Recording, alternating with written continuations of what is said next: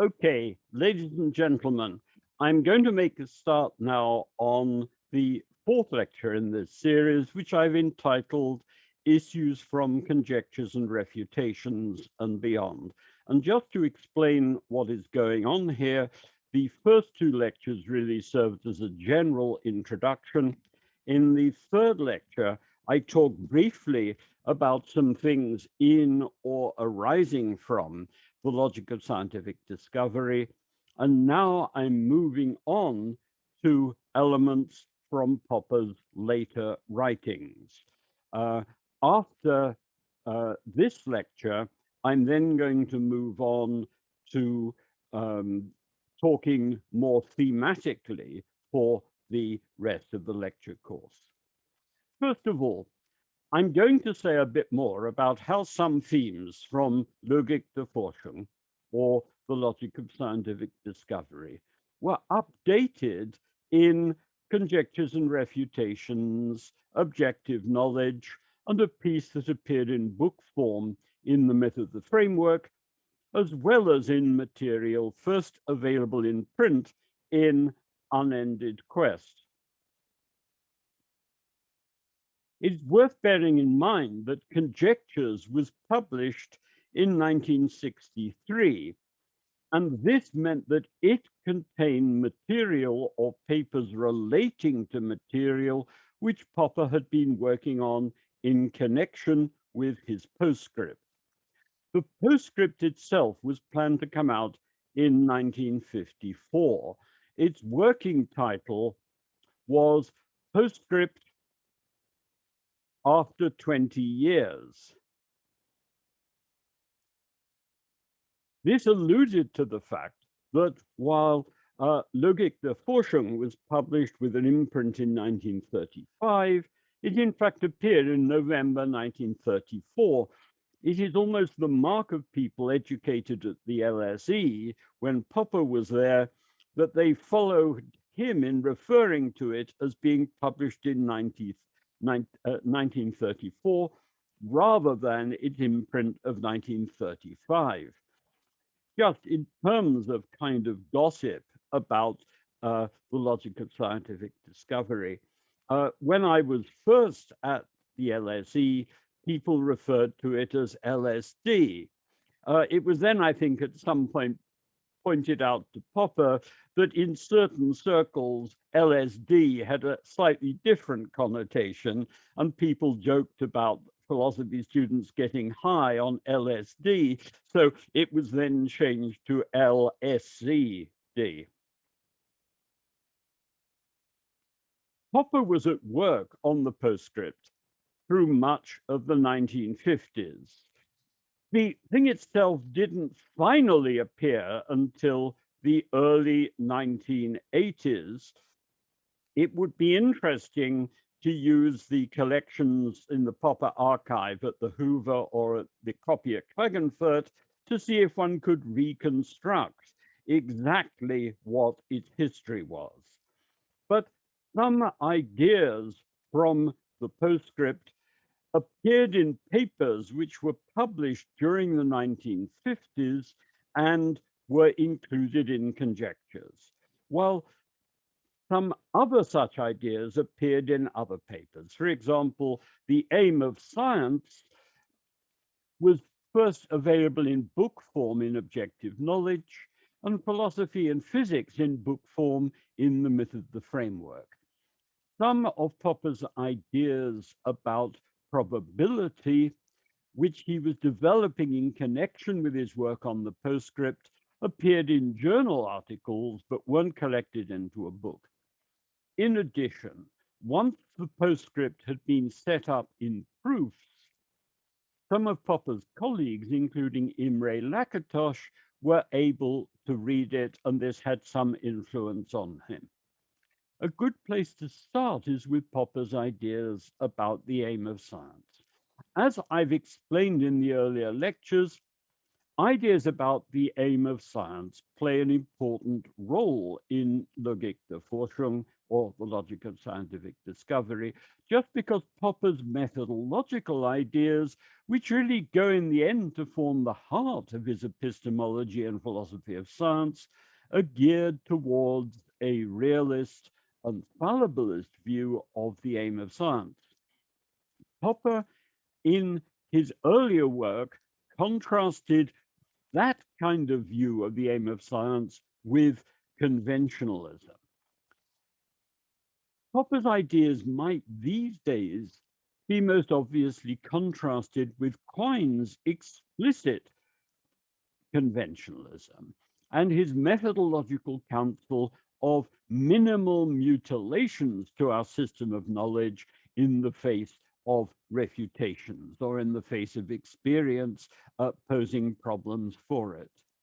However, while in Logikbeforschung, Popper indicated what his view was, his discussion there clearly related to the way in which he'd been impressed by Einstein, while others had initially used what Popper would call conventionalist stratagems to defend a Newtonian approach in the face of Einstein's work.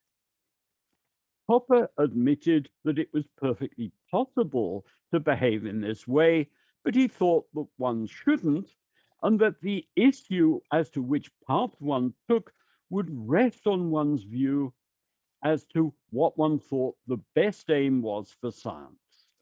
Popper wasn't, when he wrote Logikbeforschung, in a position to enter into much argument about this issue. And he took in Logikbeforschung the aim of science to be a matter of choice. He indicated what his preference was and why, but he indicated that it was perfectly possible for other people to have a different view of the aim of science. However, as I'll shortly explain, Popper later developed ideas about how metaphysical ideas could be rationally assessed.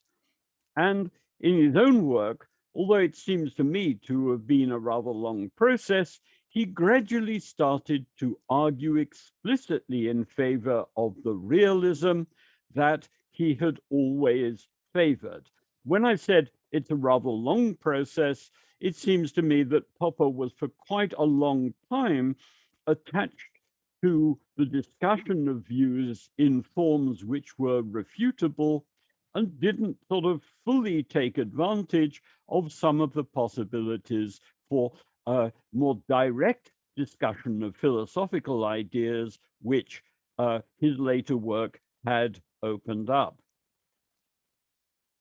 So he gradually started to argue explicitly in favor of the realism that he'd always favored and which he had championed as an aim for science, where this was both a matter of his methodology being developed on such a basis, and also because Popper was unhappy about or uneasy about science when it wasn't open to being given a realist interpretation.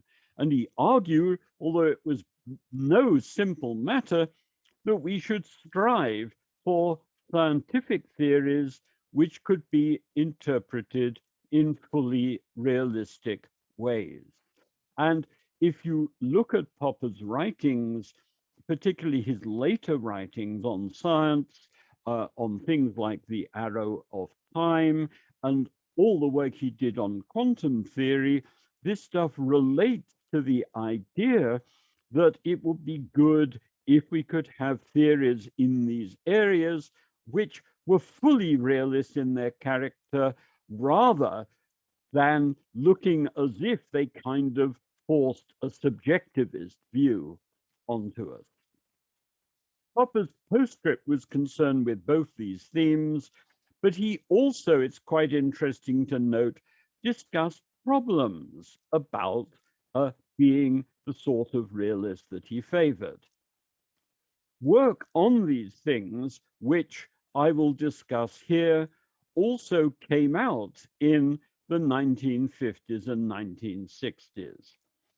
Here, however, I want to talk briefly about a very important idea that Popper, with acknowledgements to Duhem, discussed in his article called The Aim of Science, which was extracted from the postscript, which I think appeared initially in the journal Ratio, and which was then later reprinted in Objective Knowledge, where it's probably the easiest place to locate it. The idea in question, if any of you have studied the philosophy of mind, you might have come across in the writings of Paul Feyerabend or the Churchlands. It is that Newton, say, is taken not just to have explained Kepler's theories, but at the same time also to have corrected them. Kepler's theories don't follow from Newton's work. Rather, what follows is something to which Kepler's laws are an approximation. Newton's work also serves to correct Kepler's. Given that we have the new theory, we are then prompted to look at points where it diverges from Kepler's and to see which theory is right if they're tested. Popper has also stressed the significance here of theoretical pluralism. That's to say, of our discovering what is relevant empirically only because of the context of a clash of theories. And this was something that Paul Feyerabend, in some of his earlier work, also made much of. The importance of competing theories and of competition and striving between them, in a certain sense, being what drives us on to discover the defects or possible defects of the different theories. This idea of so-called fact-correcting explanation is of wider significance, as it suggests that just because something is familiar and has been reliable so far, doesn't mean that it is necessarily beyond correction, or indeed that the theoretical terms in which we understand it, theories being built into all descriptions, are in fact correct. This, as Popper stresses, brings a radical fallibilism into even our ordinary knowledge. I mean, clearly, any theory which supplants it will have to explain how it is that our ordinary common sense knowledge has been okay so far. But that doesn't mean that in doing that, the common sense picture of the world will necessarily be retained. It also allows, and this is the material that I was referring to in Paul Feyerabend, and then also later in the Churchlands, for at least the possibility that this idea might be harnessed to the cause of materialism in relation to the mind-body problem. What's going on here? Well, the idea is that you might say that human subjective experience, various of its features, and what we're familiar with in terms of grasping and interacting with cultural objects, one may think, well, look, this just simply shows that a fully materialist or physicalist theory can't possibly be right.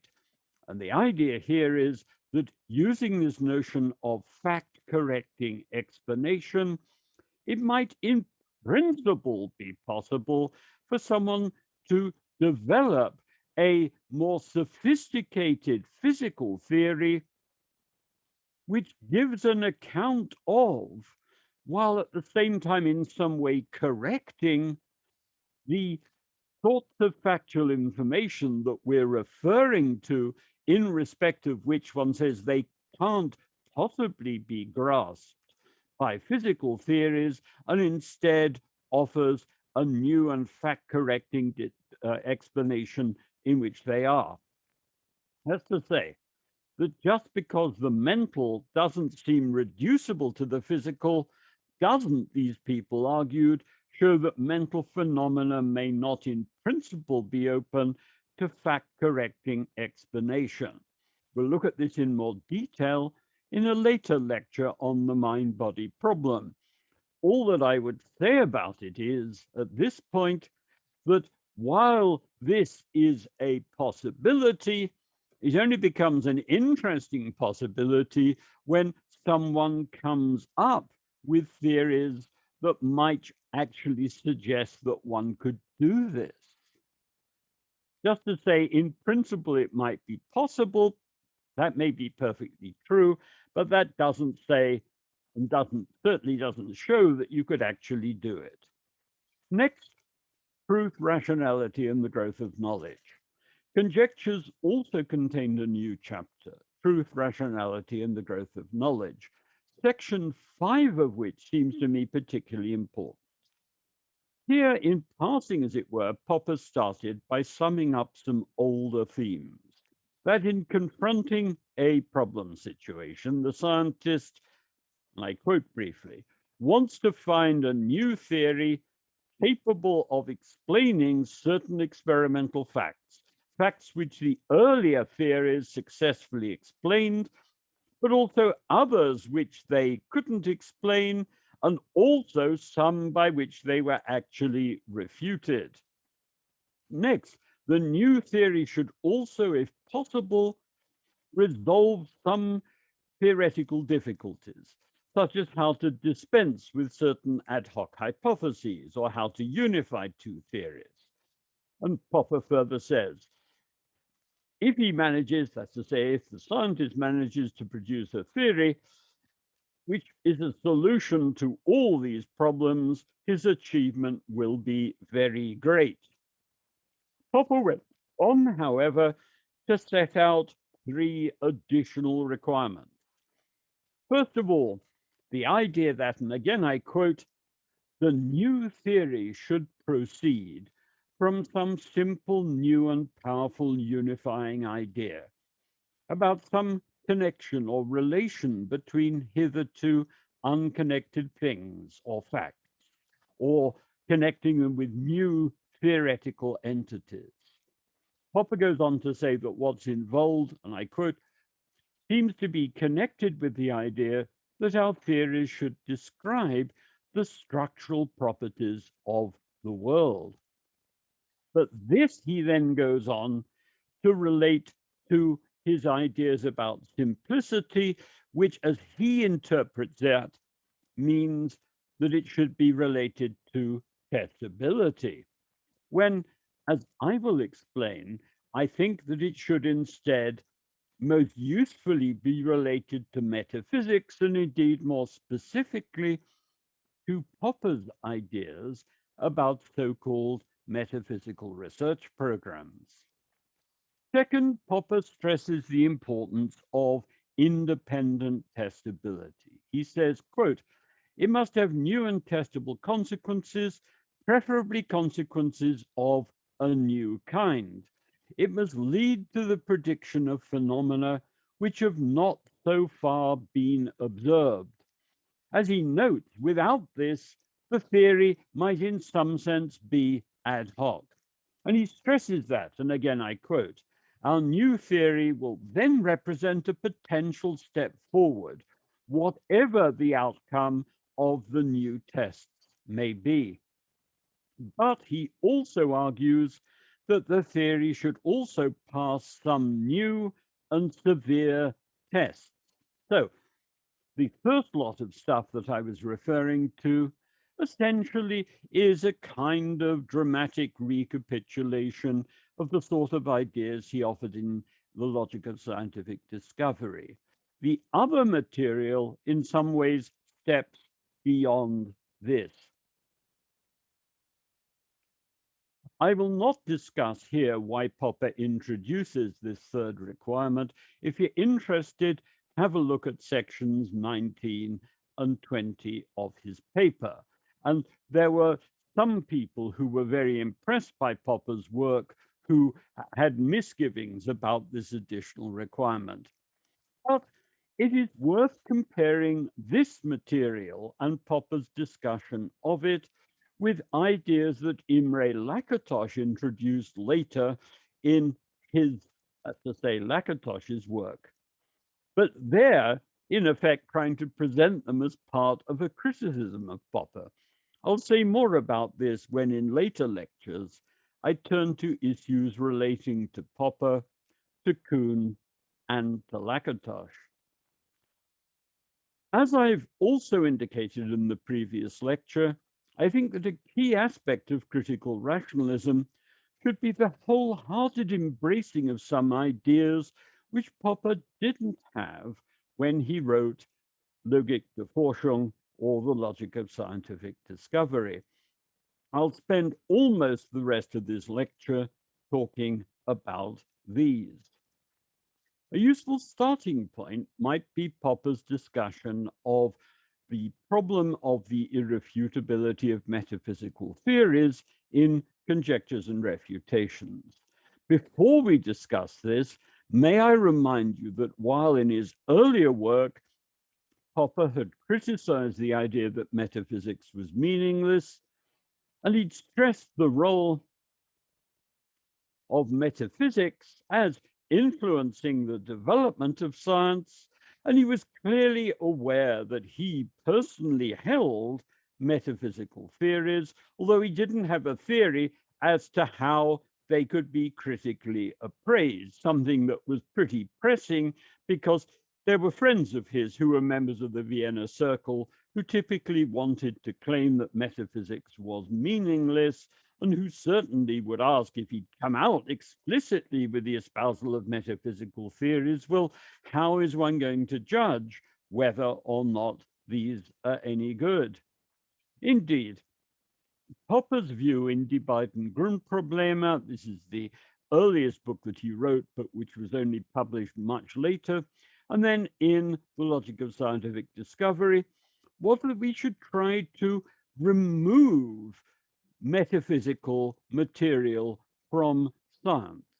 And if we needed it in some way, we shouldn't invoke it as metaphysics, but we should instead make use of methodological rules, which would, as it were, echo these metaphysical assumptions.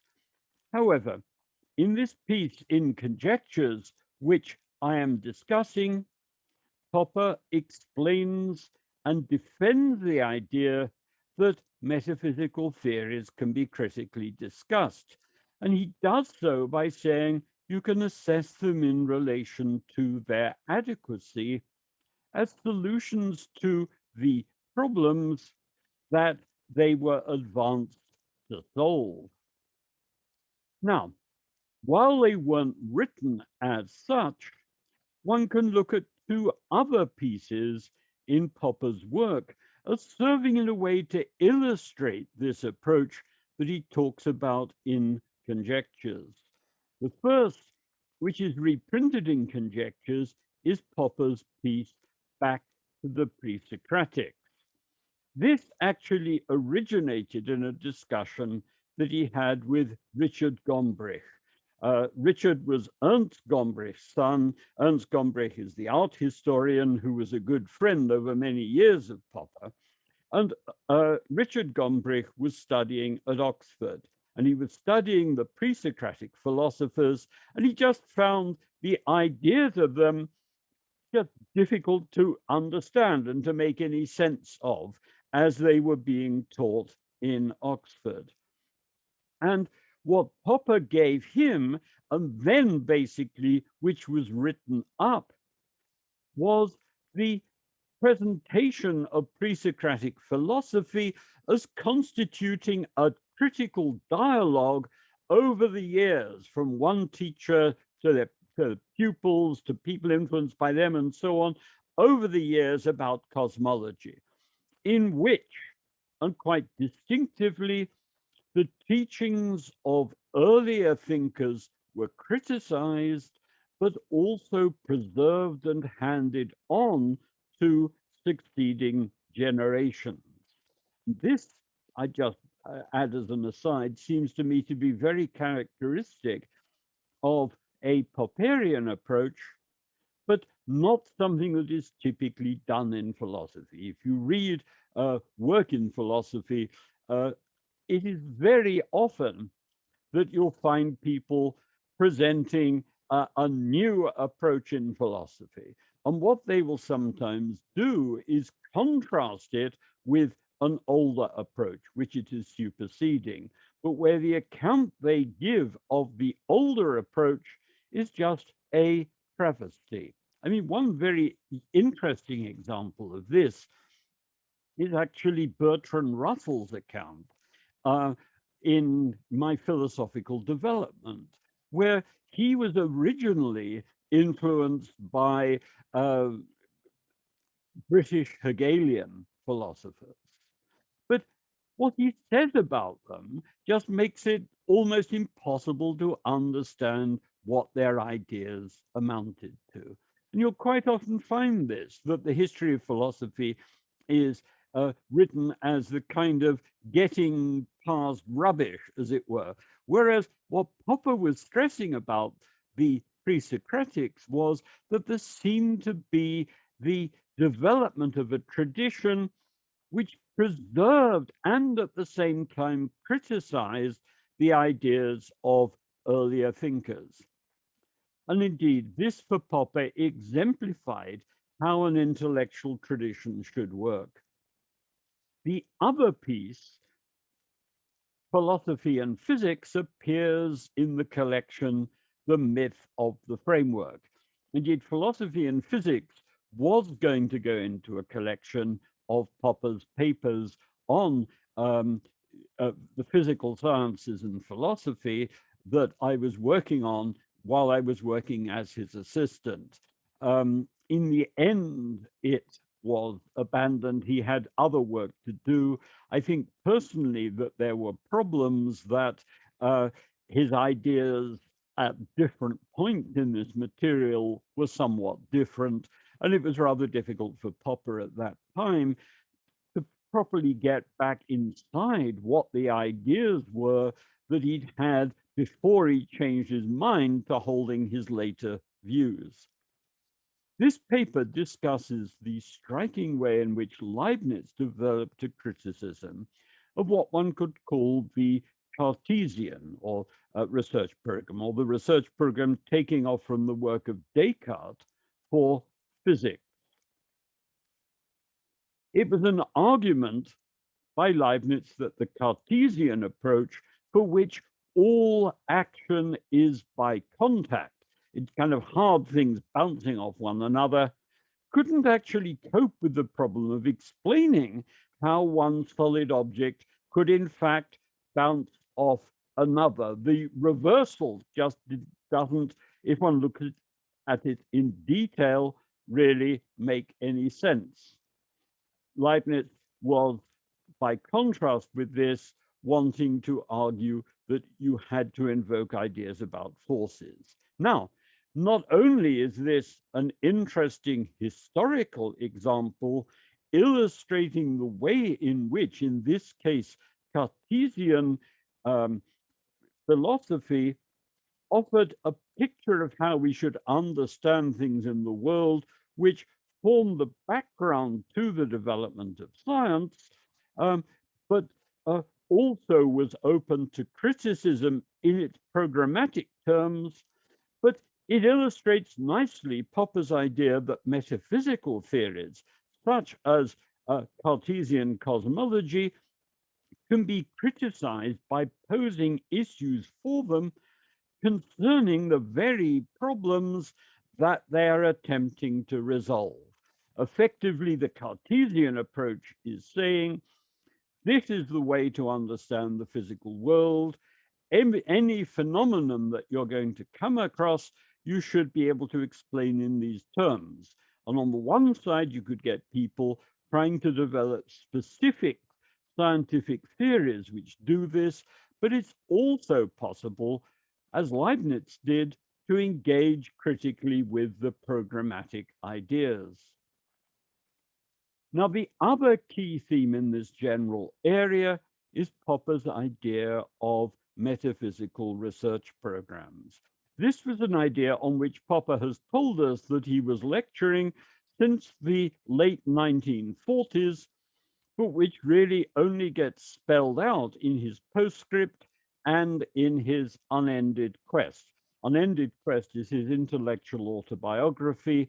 It formed the first part of the Schilp volume, The Philosophy of Karl Popper, and then was published independently as a book, Unended Quest. And the idea was about the way in which certain kinds of metaphysical theories can serve to guide the development of science. I've already mentioned that he talked about metaphysics as sometimes having had this role in the logic of scientific discovery. In addition, in his paper, The Bucket and the Searchlight, which was a paper which was originally delivered in German in 1948, and which was then translated and is published as an appendix to his Objective Knowledge, Popper refers to his having in another paper, of which, as far as I know, no copy now exists, discussed the history of ideas about explanation. His account in The Bucket and the Searchlight recapitulates this very, very briefly, leading up to a shedding of, as it were, material requirements on explanation and to a presentation in their place of his logical ideas, which I talked about briefly in an earlier lecture. The key idea here was that, for example, for the Cartesians, any explanation which was going to be adequate had to be conducted in terms of the picture of cosmology that Descartes had offered. Popper also gives illustrations of the way in which in 19th century science, there was the belief that somehow there should be some sort of mechanical model behind things. And his account is almost a kind of, if I can be so vulgar as this, a sort of striptease dance leading up in the end just to the presentation of his own abstract and logical account, which just rests on deducibility and testability. Popper's approach is a purely formal one. However, Popper's later approach differs from this in the sense that he not only discusses the way in different competing metaphysical theories acted historically as guides in the development of science, but he also, in his postscript, offers his own suggestion as to how a theory of probabilistic dispositional propensities might usefully serve to offer guidance for the development of then current physics. This view he also explored in more general terms in his small book of a couple of lectures called A World of Propensities. And you find these ideas, particularly about the propensity theory of probability, in his more technical writings on probability and quantum theory after this period. It's worth contrasting this objectively indeterministic approach and the views that Popper took in the logic of scientific discovery, and then in his Indeterminism paper in the British Journal for the Philosophy of Science in the early 1950s. And that in consequence, if John Watkins' very interesting idea in a paper published in the Schilp volume that indeterminism offers a key to Popper's thought, it is on the face of it something that could, if Watkins is right, only, I think, offer a key to the later developments in Popper's work.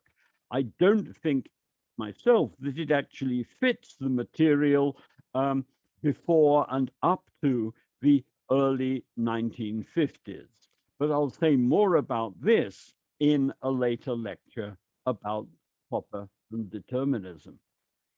If one puts all this together with the other material that I've discussed today, it seems to me that it offers a really powerful and interesting approach. That's to say, in respect of the development of scientific theories, which have to explain what we could previously explain, of explaining existing refutations, and of having new content which is independently testable, but where we can, rather than just rely on Popper's own formal ideas about a unifying idea being cashed out in terms of simplicity in his sense and hence testability, instead, one might flesh out this new unifying idea, making use of Popper's own views about metaphysical research programs. These provide a picture of the world and an indication of the kinds of terms in which we should be looking for more specific scientific explanations. But where we can not only judge how well our approach is doing in competition with others in terms of the scientific explanations that it produced, but we can also assess on an ongoing basis, for example, as Leibniz did to Cartesianism, whether its programmatic metaphysical ideas in fact offer an adequate resolution in principle of the theoretical problems, say in cosmology, towards which they are addressed. However, as was indicated by the fact that Leibniz's criticism was developed a good while after Descartes set out his programmatic ideas about physics, all this assessment, empirical, and the critical discussion of the metaphysical aspects of research programs is something that we can expect to take place over time. In no case will we know immediately how serious a problem has been raised by a refutation for our core scientific ideas or for the programmatic ideas which are guiding our work. All this has to be judged over time by the way in which we're able to respond to problems as they're raised, and by whether we're able to make responses which are compatible with the kinds of ideas that Popper has suggested as to how the modifications we make to such ideas might be assessed. In all this, one thing seems to me particularly important.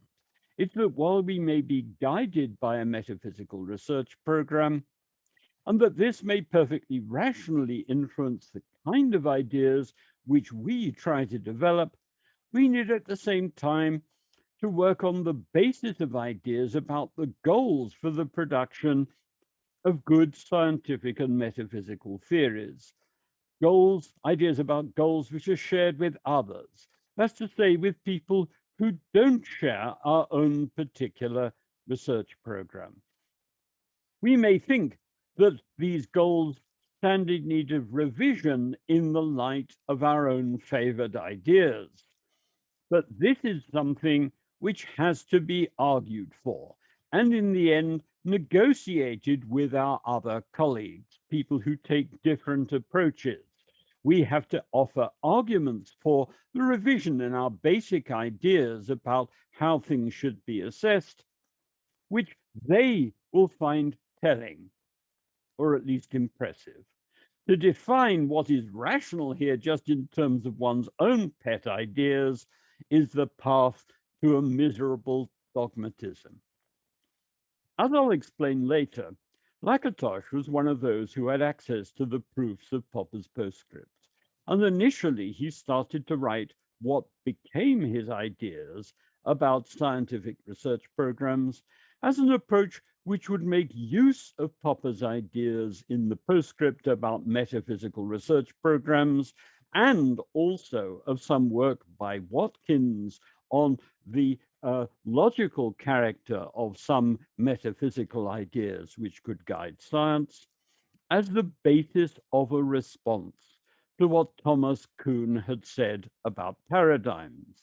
Lakatos, however, changed his approach over time and eventually offered a view which in part in part only, I'd say, seems to me to put a Popperian approach very well. It seems to me particularly to draw on, but to put in an effective way, the ideas from truth, rationality, and so on, which I discussed earlier on in this lecture.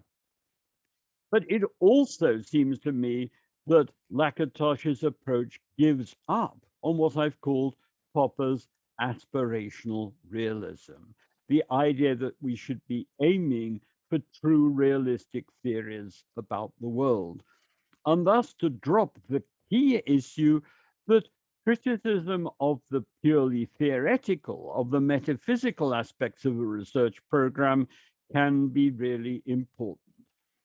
I'll say more about this when I turn in later lectures to discuss Popper, Kuhn, and Lakatos. I'm now going to conclude by saying a little about another later development in Popper's work, his ideas about World 3. I am, in doing this, responding to a request that Margareta made in the discussion period last time. Why wasn't I talking about World 3? Well, I don't know whether she'll like what I'm going to produce now, but this does indicate that where I can, I respond. And this possibly means that you need to be a little bit careful about what you ask for. I am going to try to offer a kind of potted history of some of Popper's ideas concerning World 3. It seems to me that there are several different strands to his ideas which are important. That World 3 itself is an important idea, but it is a slightly loose knitting together of these various different aspects of things. I'll discuss various threads in Popper's work rather than trying to offer a systematic treatment. First of all, psychology and logic.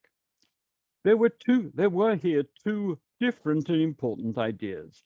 The first, which at the time that Popper was writing was quite widely shared, was the idea that psychology and logic needed to be separated, and that logic shouldn't be understood as it was by the 19th century logician Boole in terms of logic constituting the laws of thought, that's to say, the basis on which we reason psychologically.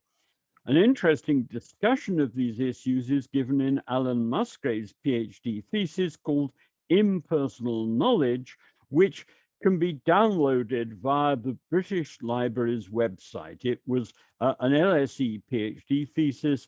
There is a scheme to make such things available via the British Library. So if you go into the British Library's website, look up Alan Musgrave Impersonal Knowledge, you may get a link. And I say may because I don't know how widely this material is available.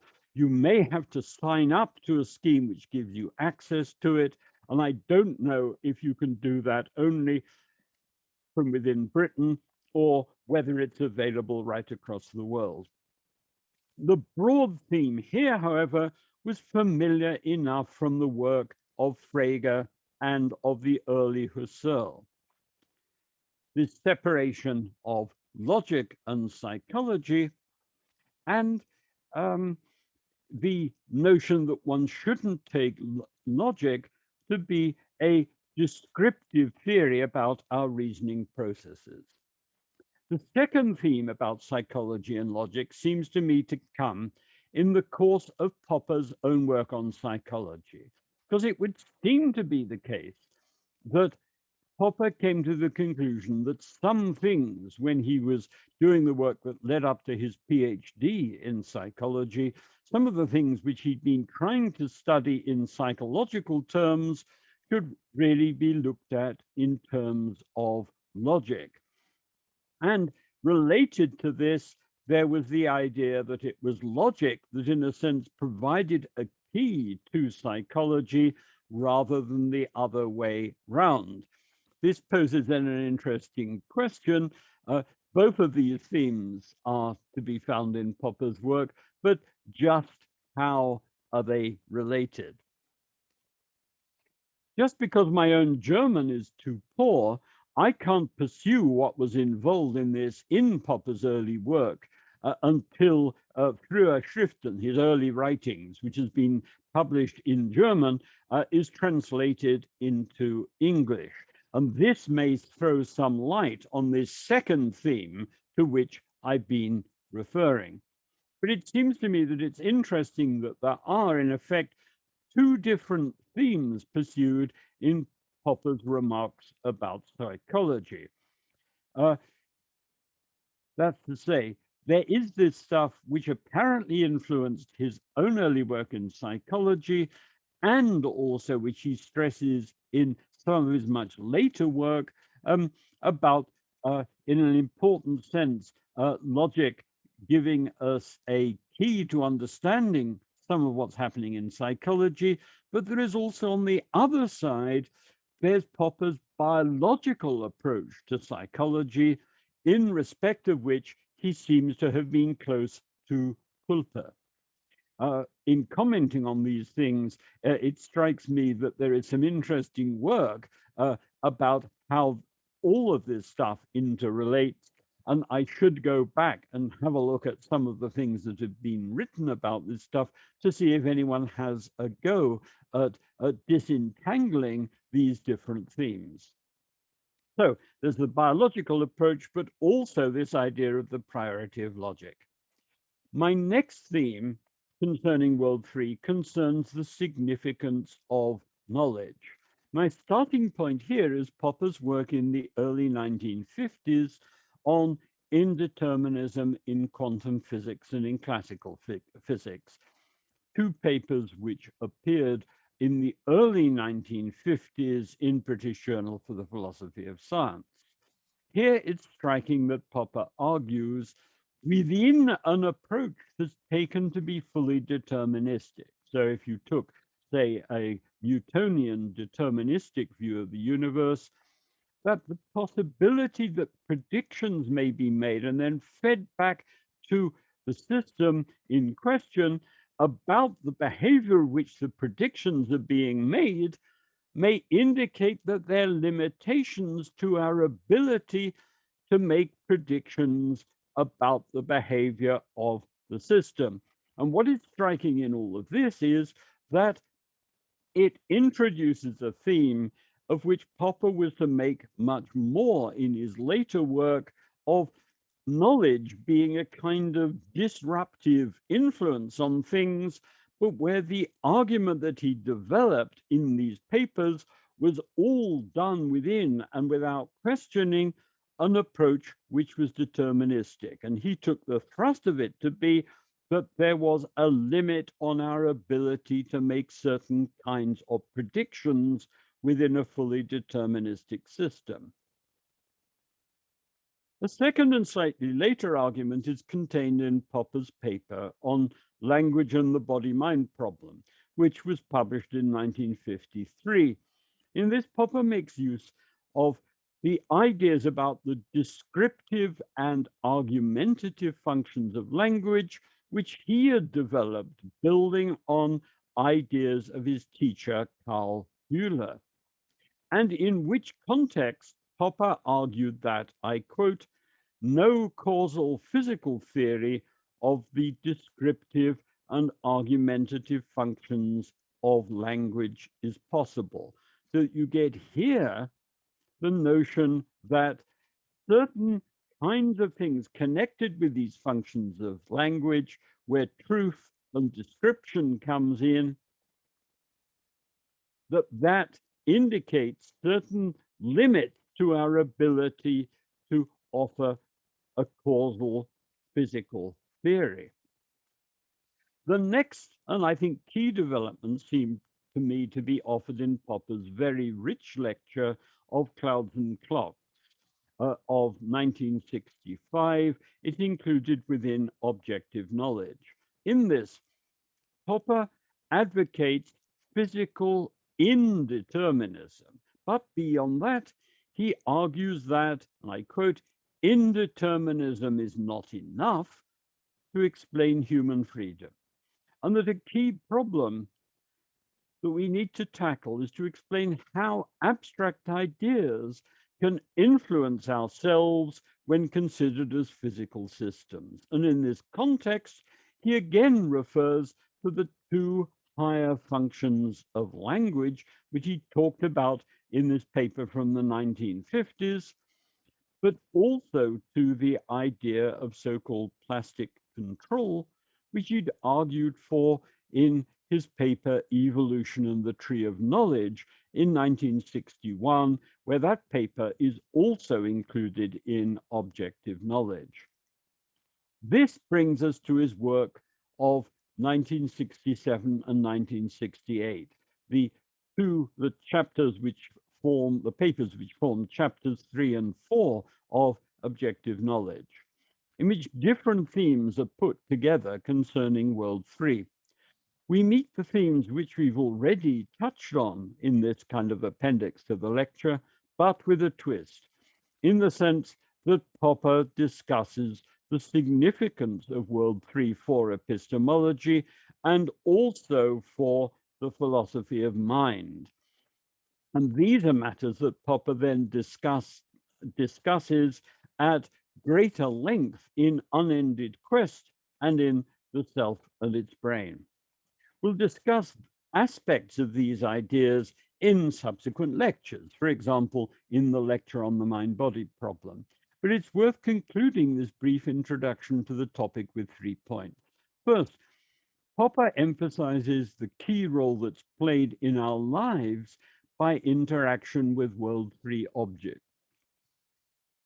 That's to say, he is unremittingly critical of expressionist theories of art, or any view which simply sees our intellectual products as expressions of our personality or ideas.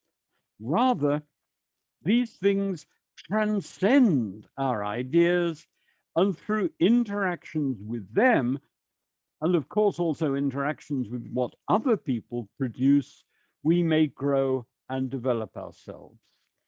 Second, it's worth noting that there are in effect 3 sides to his discussion. First of all, if we spell out things, ideas, presuppositions, or even reflect on the procedures that we're following and spell these out, we can then turn these explications into objects on which we and others can then work critically.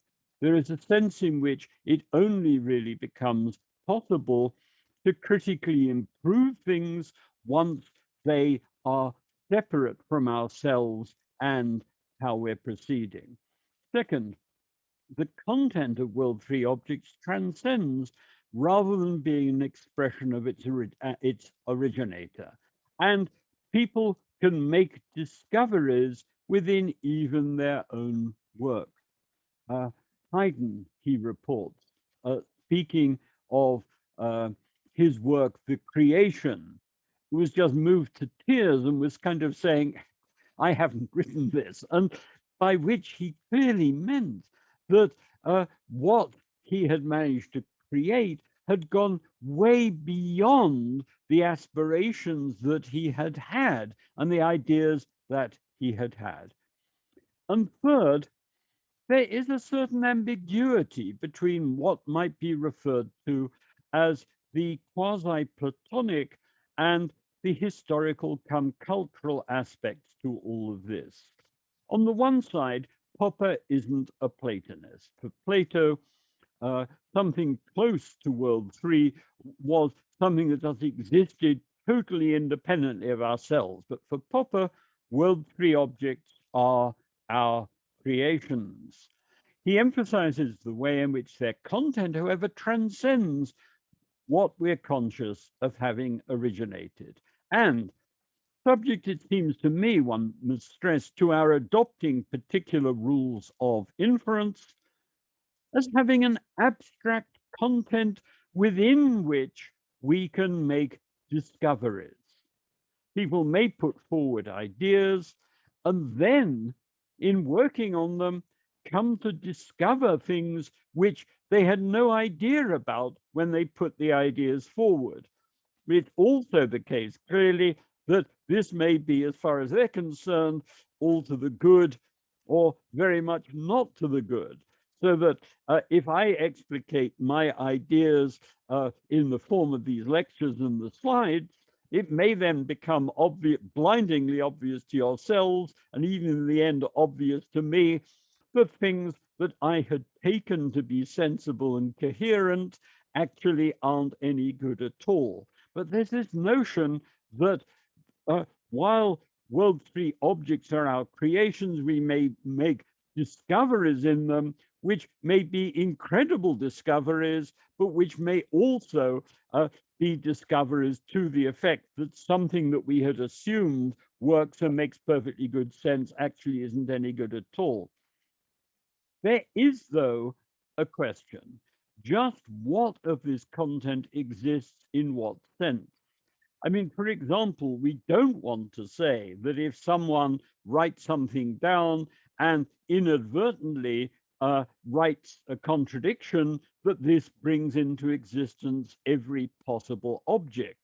But if you've got a contradiction, then anything can be validly deduced from it. So one doesn't want, I'd have thought, a picture of World 3 that works like that. On the other side, there is the historical and temporal character to World 3. That's to say, Popper's concern more widely with the products of human culture and our exploration of them, where this, on the face of it, has a much more specifically historical location to it.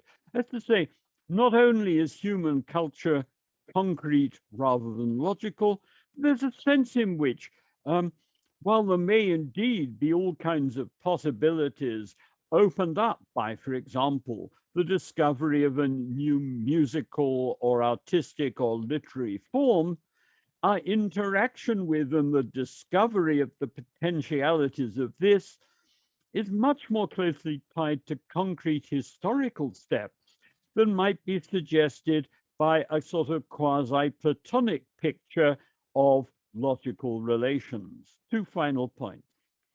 First, just what is the status of World 3? Popper stresses that World 3 objects may be instantiated. That's to say, we may write a lecture. It may be the case that someone is planning to say something and formulate psychologically what they want to do. But there is much more to these objects than this. How are we best to understand the status of undiscovered World 3 objects? Is it just a matter of saying that there's simply potentialities there that exist relative to the adoption of particular procedures? So that, for example, depending on which system of logic you use, then if you adopt a particular set of rules of inference, then it may be the case that, as it were, if you applied them to certain World 3 objects, various consequences would flow, which may be different from what would happen if you applied these rules, but where you're not saying that there's something actually kind of out there in World 3 beyond saying, if one were to apply these rules, that would then happen. And one might also say, how are we to understand the potentialities of some new musical form? I mean, in some sense, it's there, but in what sense is this? Second, just what is the status of World 3 in another sense? Could it be reduced to the purely physical or the physical and the psychological? I'd have thought not, but bear in mind here the possibilities opened up by fact-correcting explanation, which I was talking about earlier in the lecture. And also that in The Self and Its Brain, Popper stressed that he wasn't offering an ontology. It seems to me that Popper doesn't rule out the possibility of reduction, but he seems very skeptical that it will take place. And in an expression of significance here that I'll discuss in this context of which I will discuss in a later lecture on reduction, recommends that we should spend our time initially fluffing up Plato's beard prior to attempting any form of reduction. And what this is all about, I will explain and present arguments for in a later lecture, which is about Popper's ideas concerning reduction. Thank you very much. And I'm happy now to open up to criticism and discussion. Thomas, is that a request for a objection or just saying, okay, nothing at all? Any questions? Thanks. I was just saying thank you. Oh, that's very kind. Well, that's most kind, but I think for someone who's interested in Popper's work, the best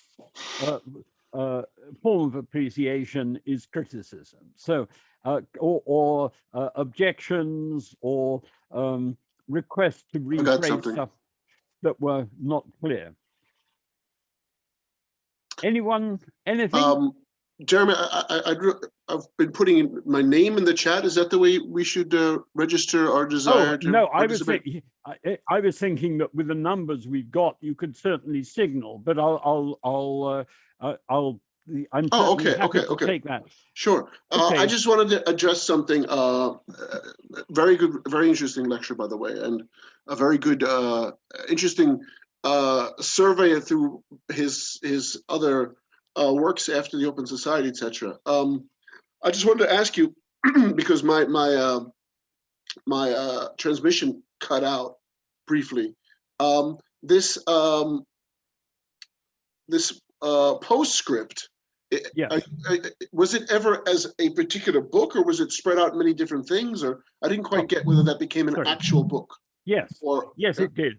It was originally, I think, intended to be simply an addition to the logic of scientific discovery. It then expanded and expanded, and in the end, it was edited for publication by Bill Bartley, and it was brought out as 3 separate books, to which, however, Bill also included some other material on related themes that Popper had written.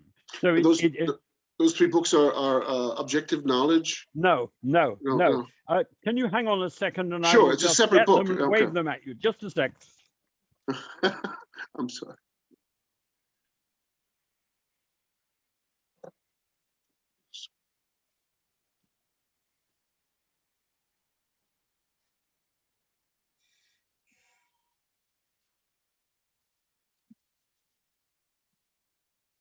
Okay. Yeah, I'm just. The first volume is called Realism and the Aim of Science. The second one is The Open Universe. And the third one is Quantum Theory and the Schism in Physics.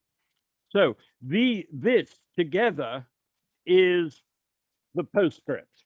Oh, okay. But what happened effectively was that Popper was working on this in the 1950s, and then and some of the ideas which he developed in the postscript were put into other papers, and some of these appeared, or a little bit of this stuff was put into his Conjectures and Refutations. Some of the papers were put into his Objective Knowledge. Some material which discussed some of this stuff also was put into papers about his interpretation of the probability calculus, the so-called propensity theory. But but you have this very odd situation where Popper was working on this material. It got to the point where he had the thing set up in proofs, but Popper, given the opportunity, would always endlessly fiddle around with things and also add more material. And the result of this was that he was working on this material, and then he got detached retina in an eye. Ooh, okay. And this sort of stopped his work on this. And now, exactly what happened, exactly what the story was, I'm not quite sure. I would certainly say that by the time that my predecessor as his assistant, Arne Peterson, was working with him, there was an attempt made to have retyped completely the material from the postscript and all the additions that Popper was wanting to make in proofs. And I think the hope was to publish it then in the early 1970s. The difficulty about that was that Popper was preoccupied with doing lots of other urgent work. For example, the volume, the Schilt volume, The Philosophy of Karl Popper, involved him in doing his autobiography. He was producing, I mean, he was forever producing new work of many different kinds. And in the end, he asked me, would I have a look at it and see if I'd be able to edit it for publication? A big problem about it was that there was a discontinuity in some of the material. He'd obviously at some point worked on some things, and it would need kind of work to join it up and meld it together. And at that point, he was so preoccupied with doing other urgent things, he couldn't turn to it. And it was later on, I mean, Bill Bartley had been a student of his and a great friend of his, and then they'd had a falling out, and then they became friends again. And Bartley said, "Oh, I will bring it out for you." And in the end, he did. I mean, the story is a bit more complicated because there was a guy called Thomas Settle who was going to work on it, and he did some work, but that didn't come to anything. I mean, all of it, I just know in tiny little dribs. Okay, yeah, sure. Okay. I was just wondering where. So some of the material is available in the books that you mentioned, and the whole rest of it is in those 3 books. Yeah. Yeah. Okay. What I'd say is those papers that I referred to. Yeah. Make use of ideas that are explored in more detail in the postscript. Okay. But just because they were available, it meant that people who knew and were following Popper's work knew about them and reacted to them much before the postscript was itself published. Okay. I just wanted to actually come to the actual question. I'm sorry.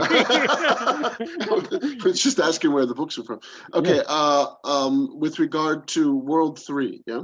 Yeah. Because the way you presented sort of that there's a bit of an ambiguity because of what seems like a kind of Platonism in World 3, but it seems to me that the fact that Popper insists that World 3 entities are human creations is a sense of cosmological question, because for Plato, the ideas have to exist in a supersensory world above our own somehow, yeah? Whereas with Popper's attitude, it seems to be that Plato is being somewhat theistic in a sense, and Popper's is somewhat more like a materialistic approach, because it's looking at the world, human beings, external reality, etc., and not any kind of Platonic ideas. Well, I guess what I'd say is this, there are, for Popper, World 3 is a human creation, that we're dealing with human products. There is, though, the question in Popper, does World 3 go beyond what is instantiated or thought about at any one particular time? And the answer is yes, it does. But the question that I was asking was, okay, but in what sort of sense is one to understand this? And where also what I was trying to say is, you might look at this in logical terms and say, right, I mean, what you're dealing with is various propositions and the realm opened up by the logical content of those. But I was then saying, but consider also Popper's discussion of the way in which cultural objects can play a role, where it just isn't clear. I mean, there are people who say, well, logic is everything and so, but it's just not clear quite in what sense there are potentialities to these things which really aren't the kind of stuff that is formalized. So, and I guess for what it's worth, my own view of it is that Popper is really saying, hey, there is a lot of important related stuff here. He seemed not to be interested in trying to spell out a formal ontology, and is also, and I mean, if anyone is skeptical about this, I can go digging in the self and its brain for places where he kind of admits that in principle, he can't rule out the possibility that there could be reductive explanations. So I guess what I would say is, I think that he is highlighting a lot of important and interesting things. It's not clear to me that he was setting out to give us a tight theory about these things. And it's also worth bearing in mind, as I mentioned in an earlier lecture, that imagine there is someone who is very good at geometry and has got a very good visual imagination. They have before them an image of a polyhedron. Now you might say, well, that psychological thing, as it were, could be said to have a kind of content to it, even though it's like a kind of image of aspects of World 3 in someone's psychology. So I guess what I'm trying to say is, I think there are lots of complexities in this. A friend of mine, Barry Smith, who is very keen on some of the work of Husserl, but tends to take it with emphasis on the logical aspects of it, said, well, a number of people who were interested in phenomenology in that sense have explored some of these kinds of ideas. That's not stuff that I've pursued, and I certainly found myself that there were quite a few things that were kind of suggested by Popper, but where he just showed no real interest in pursuing them and elaborating a really detailed theory about them. Thank you. Yeah. Okay. Just wanted to contribute. Perhaps it's the existence of problems was an important thing for him. That these problems exist in World 3, and perhaps the solving of problems contains a certain potentiality that could come out later. Yeah. Well, that's perfectly true. I'll get to Margareta just in a second. Sure. I just wanted to add that as a possible interpretation. But there's a sense in which you might say of an animal that is trying to get food that's difficult to reach, that it is encountering a problem and trying to solve it. So, but you wouldn't want to attribute the full sense of World 3 to that. So I guess all I'm trying to say about this is, it seems to me to be suggestive and interesting. I would take some convincing that Popper even aspired to offer a a fully explicated theory of all of this stuff. Okay, Margaret. Thank you. Yeah. Okay, so I would like to add maybe, Jeremy, that you started with discussing Popper's World 3, but you kind of missed out several things that he actually explicitly wrote about. And maybe I start by showing a book here, and the title of the book is On the Origin of Language. So but I didn't hear you say, this is a world 3, okay? This is an artifact, and Popper calls it, says it's exosomatic, it's language existing outside of the body. So world 3 is actually a theory of artifacts, and you're totally, Barry Smith and you're totally going in the right direction. It's Husserl's definition of logic. What is logic? The art of making distinctions. So we have to distinguish that we're interacting with artifacts. So the word interactionism is a very important word for Popper. It shows up in several titles of his books. So it's not about world 3 separately, as John suggests, as a material entity, but this world 3 as an artifact that is stimulating the human mind. And there it's unfortunate that Popper didn't explain more about the psychological views. And this gets back to what you mentioned about the third and the fourth function of language. You just said descriptive and argumentative. But Popper makes a huge deal of saying the argumentative function is different from the descriptive function. The descriptive function is judging. And he say in arguing, you do not just 100% judging, you do other things. And it's interesting you bring up culpa, because in his autobiography, Popper says that he actually told Karl Bühler that culpa was wrong. And I mean, just that the judging could be separated out.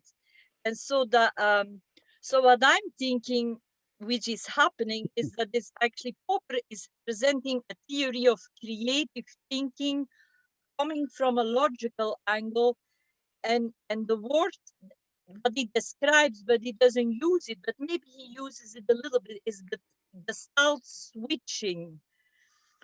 Just that he's saying there is a gestalt with the third descriptive function, and there is another gestalt with that argumentative function.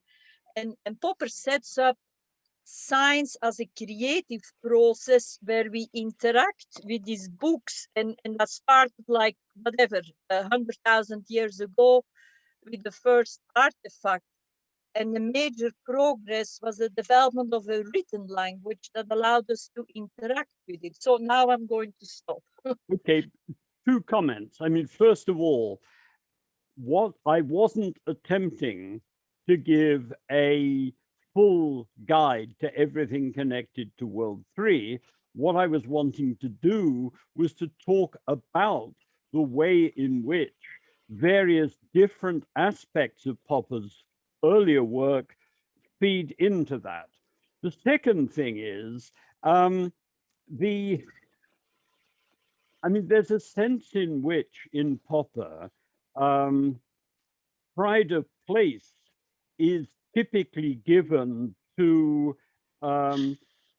abstract objects and to logic. And where a book, for example, for Popper is just an exemplar, I mean, the content of it, you can talk about in relation to World 3.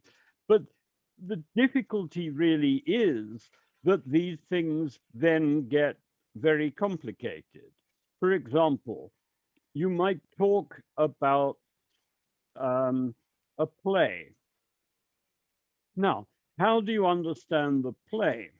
Do you understand it as the text?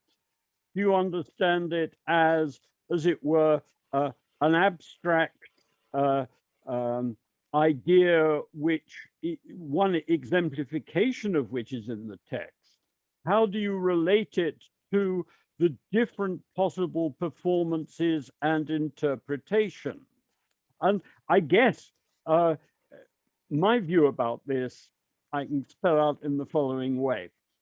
Popper is not offering a psychological theory. There's a sense in which when he moved away from his studies in psychology, he was kind of anti-psychology and tended to think that really what one should do is to take abstract objects, our interaction with them and so on, as really playing the key role, with the lead being given to our interrelations with the abstract object.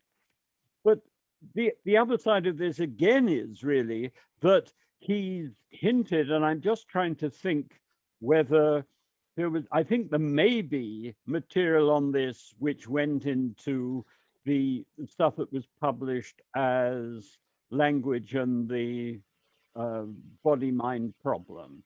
But in which he talks about sort of various other distinctions that may be made and so on. But it's pretty clear that Popper kind of accepted that there was all of this other stuff you could do, but at the same time didn't do it and tended to be down on that aspect of the phenomenological tradition, which wanted to treat these things as closely related to human psychology. It's the logical interpretation of Husserl, Yes. which is the stuff which has been claimed by Barry Smith and others to do more of, but to do better than Popper on some of these things. If I may, I actually think that Popper does a better job than Barry Smith, but Okay. you are correct in saying that he didn't really finish the project. He wrote about it and then a little more. And then you also pointed out in a previous lecture that sometimes he didn't want to comment on other people's work because, like the one of Jacques Monod on chance and necessity, that he didn't want to comment. Actually, he should have commented because there was a problem there. So that in his that he was his own worst enemy. I sometimes think, in the way that he wrote and that he decided not to write about certain things. But I just want to say, I think there's much more to be said about World 3. Well, we're going to say more later. Yeah. I mean, what I was trying to do in this lecture and the previous one was simply to give people some general background, which I'm then going to refer to in different ways when we turn to discussing different concrete problems that Popper has addressed. And so we have another, we have another 19 lectures in which I'm sure that more will be said. Yeah. Any other questions, objections? Or have you heard enough from me for tonight? Hassan, if you unmute yourself. Yes. First, I have just a short clarification question. Then, if we have time, I want to have a comment on this Word 3. The first one, you mentioned the radical fallibilism of Popper's, that if I recall it correctly, it was a contrast with some Lakatos's later works. So you think radical fallibilism is the contrast between Popper, who thinks that everything can be criticized and revised, as opposed to Lakatos's ideas that the hardcore of the research programs cannot be criticized, or Thomas Kuhn's idea that the fundamental principles of a paradigm cannot be criticized. Is it in this contrast that radical fallibilism emerges, as opposed to just fallibilism simpliciter? I wasn't aware of using the term radical fallibilism. I can try to, I'll be saying more about Popper, Kuhn, and Lakatos in 3 different lectures, but just very briefly on this. The key thing, I think, between Lakatos, or one key thing between Lakatos and Popper, is that for Popper, first, metaphysical research programs are or can be treated as metaphysical theories about the world, and as such may be open to critical appraisal of the kind, for example, that Leibniz gave of Cartesianism, where you might say, look, there is a problem about this general theoretical approach in this area, namely that it is assumed that these things together will explain these sorts of phenomena, but in principle, there is a clash between them. Lakatos essentially wasn't a realist. And so for Lakatos, the notion of doing what I've just described just disappears. For him, a research program is a program of holding certain elements of science as if they were true by convention and diverting criticism elsewhere. And that is the key difference between them, because Popper is certainly, I mean, it's essentially Popper's own theory is really just about the same as what Lakatos is talking about when he's talking about scientific research programs, although Lakatos seems to be happy or happier with the historical period in which Newton's theories were simply regarded as true, whereas I think for Popper, he is perfectly happy that there can be critical engagement with any of our ideas. At the same time, and this again is just anticipating slightly what's going to come when I talk about Kuhn, Kuhn, I think, thinks that unless you have unanimity in terms of a paradigm, then you're not actually going to get science. I think Popper's view is that just isn't right. It's perfectly possible that there can be people inspired by different research programs who interact with one another, but, and this is where it's something that I'm spelling out, it's vital that there are certain common ideas about what it is worthwhile to try to achieve, which each of them will accept as being worthwhile if the other people are able to do it. So there are those sorts of differences, I think. Now, if that helps, can we turn to the question? Yeah, that was perfect. So the second question is, again, turning back to the concept of word free, as some authors, like some feminist philosophers like Helen Langino, for example, when he reduces objectivity of science to intersubjective criticism, and then those philosophers are putting emphasis on the as what Margareta called it, artifacts, just like books and journals and papers and conference proceedings, just reducing everything to that because they want to prevent or avoid or circumvent those difficulties of mind dependence or psychological interpretations. Just let us talk about things which are on paper, and then they are independent of people, independent of who wrote them.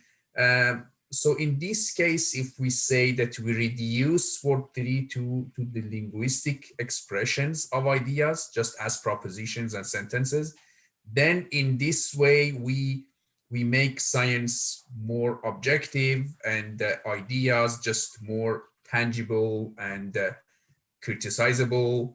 And so you said that Popper maybe was not reluctant to accept the idea of the reduction of word 3 into the linguistic manifestation of that. So okay, what I would no, not at all. What I would say is this: for Popper, a key aspiration is to offer a scientific reduction, but this is a matter of actually producing scientific theories which give a better explanation than what we had before. And I've got a lecture about reduction, which will come later, but essentially Popper's view is that what really matters is to give actual scientific explanations rather than, as it were, finding ways of waffling about things which fudge what is going on.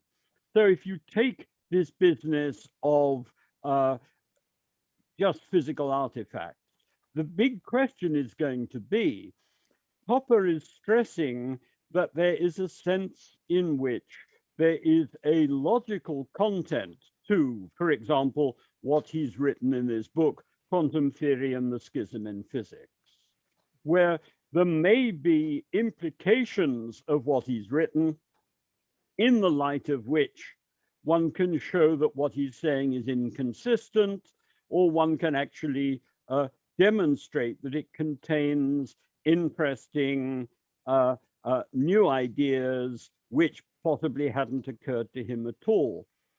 My worry about the stuff that you're talking about is that it doesn't explain what scientific theories are going to be doing the work of capturing this notion of discoveries in the logical content of something. And I think from that point of view, I mean, Popper gave at one point, I don't know if I've mentioned this already, the rather nice example of the way in which just after the First World War in Vienna, people had a very nice way of getting over entities that were thought to be problematic. And these entities were body lice. And they were problematic because there was an infestation of them and there were no effective things to kill them. And so the Viennese, being Viennese, got over the problem by resolutely not talking about them. Now, I think for Popper, this is almost the epitome of what you shouldn't do. I mean, namely, giving what he referred to as philosophical reductions of things, finding just ways of avoid, rather than reductions which actually say, you start by giving a full description of the things that don't seem to fit our existing theories, and then advancing a scientific theory that actually tightly and in criticizable and refutable ways gives you a better alternative explanation. So on that score, I would say taking what I would take to be a Popperian approach, I would be 100% hostile to that kind of thing.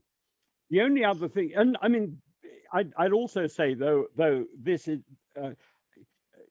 anticipating stuff that I'm going to be talking about later, but I don't see why, provided you can put forward good explanatory theories concerning it, you should have any worries about postulating any entities that you want to. And I think, I mean, in a lecture that's coming fairly soon, from Popperian stance, I basically repudiate Occam's razor and say, you know, unless God had actually told you, I have made things really simple, and by simple I mean the following, then it's just arbitrary. It's simply a convention.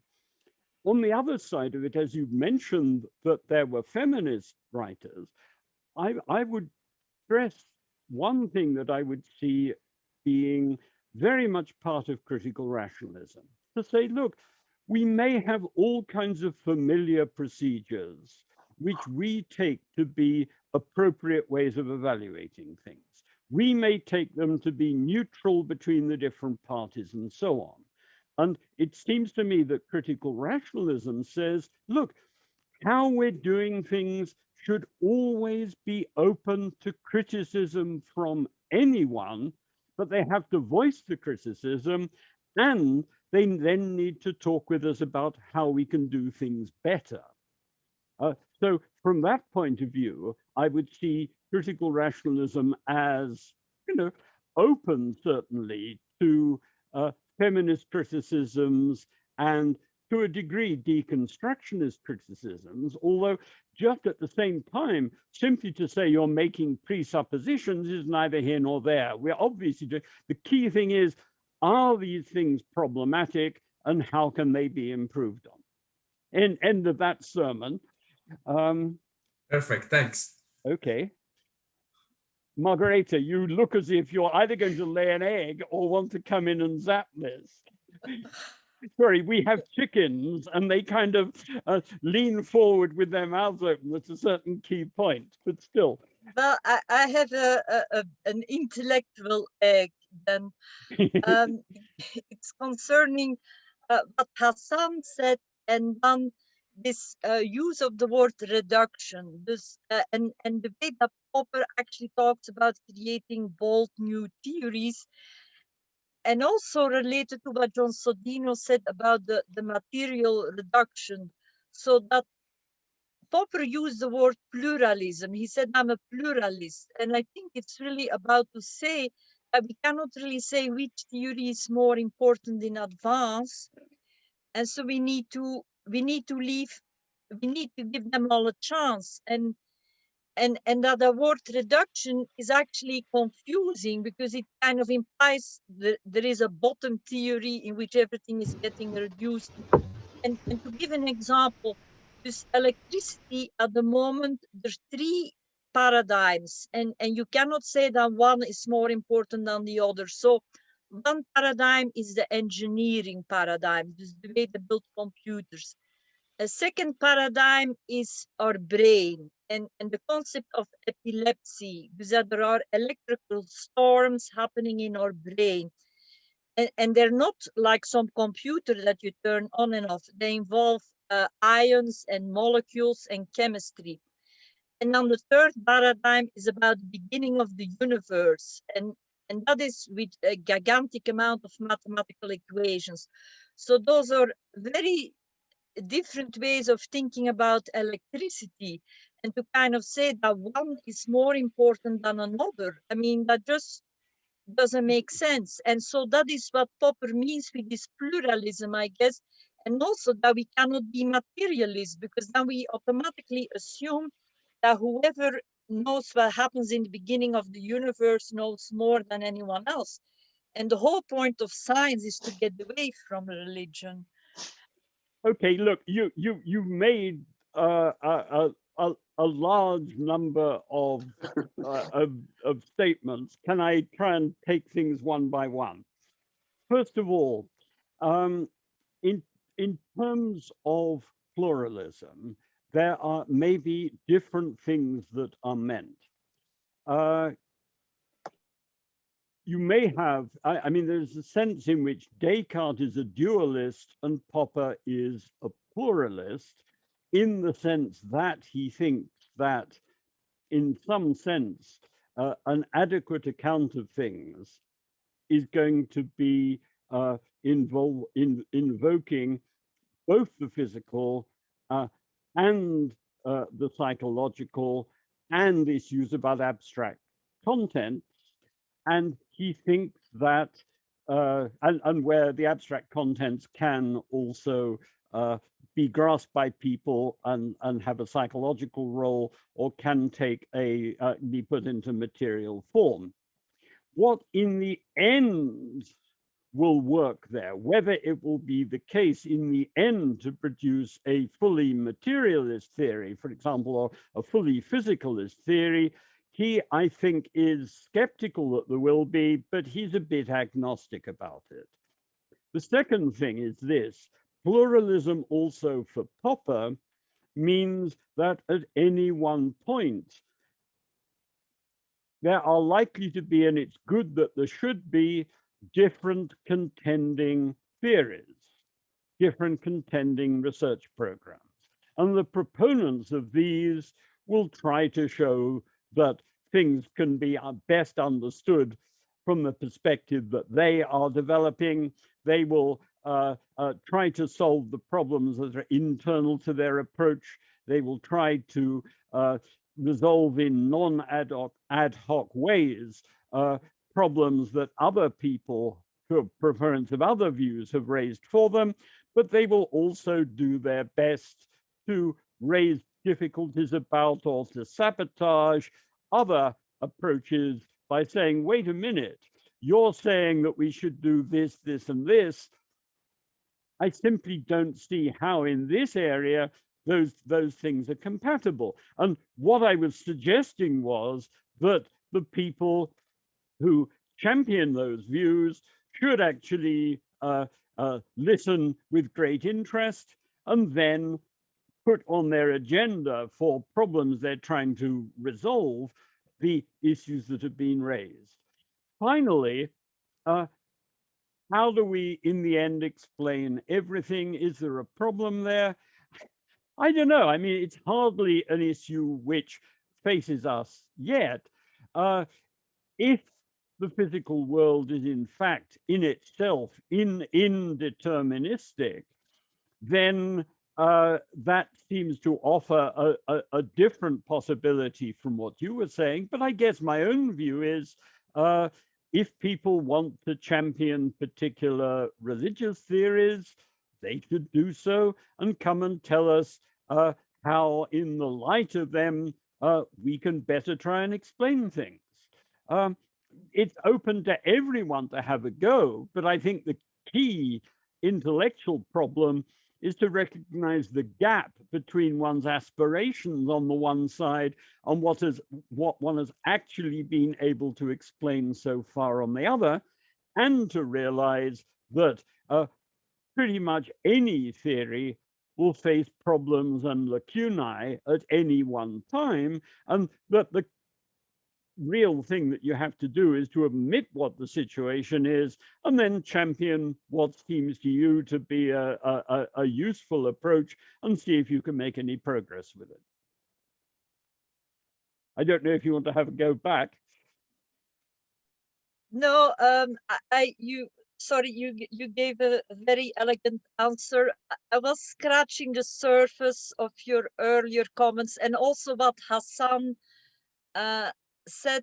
I wanted to reaffirm that in some way, and I'm assuming we will continue talking about this. I suspect talking will continue. Is there anyone else who wants to come in and raise problems or objections, criticisms, requests for other things to be covered? Okay, well, I think in that case, I should put you out of your misery and end the session for now.